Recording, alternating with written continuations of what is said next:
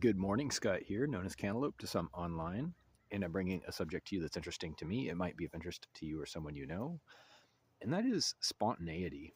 The value of it, the hazards, kind of a double edged sword, with the opposite being, a well made plan, probably.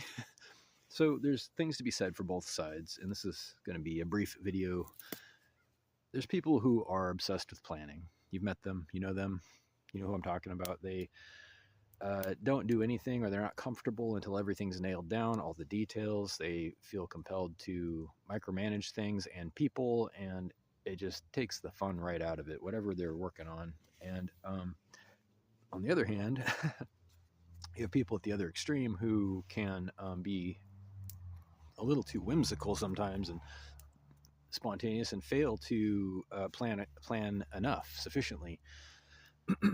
They fly by the seat of their pants, and sometimes they find themselves in difficult situations because they failed to anticipate challenges that came up, or they did not provide well enough for their trip or project or whatever. So, somewhere in the middle, and it's not so much a linear thing, it's more about the nature of the goal, if you ask me.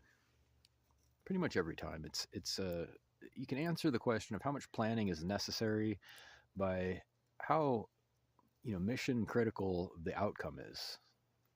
For me, that's kind of it's kind of that simple. If it's something that doesn't really matter either way how it happens, I mean, you can plan it or not, it makes no difference. But some things you got to be right and you got to be prepared, especially when it involves other people, I think. But last thing on this subject is you can kill something with planning too much.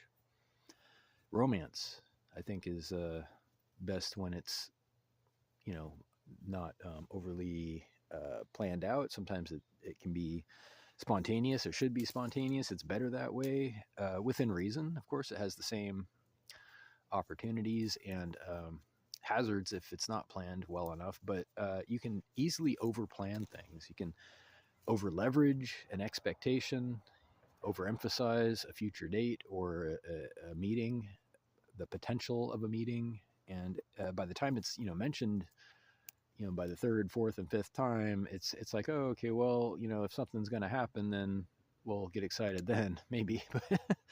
um, there's only so much drum roll that a meeting can have before it starts to have a diminishing return. That's the word, diminishing returns. So killing something with plans and it's unfortunate. It's unfortunate when people can't let things happen at least a little bit on their own. Maybe you don't believe in chance. I do.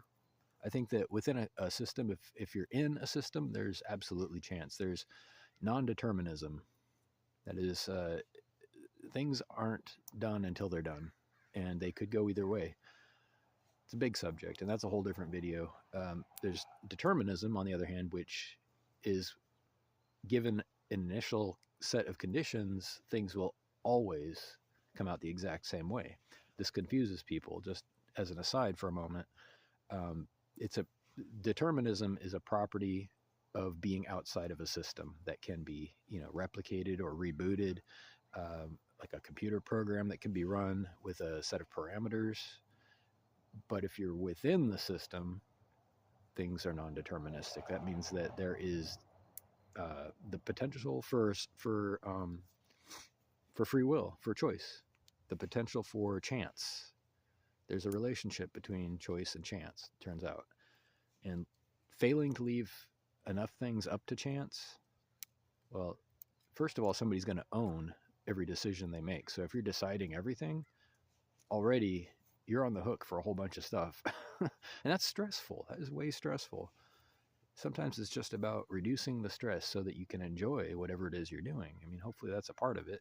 If the goal isn't to, be happy or experience something positive, what do you do? What are you doing it for? It's a valid question, I think. But anyway, a lot to be said. I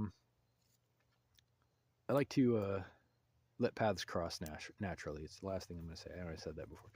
Let paths cross naturally, versus hunting people down, pressuring things, forcing the situation, trying to sell people on the idea, compelling them, convincing them, persuading them, and these are all sales tactics. And I feel like if romance involves this stuff, it's at the best it's self-serving. It's a selfish gesture if you're trying to persuade or compel somebody to do something against their will or that they never thought of.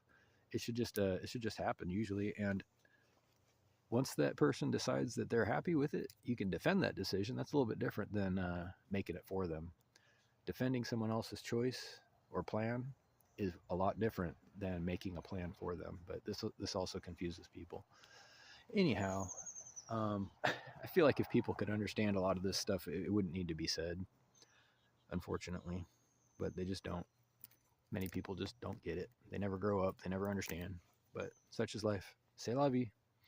Have a great day and reach out with questions or comments to whitehotrobot@gmail.com. Thank you.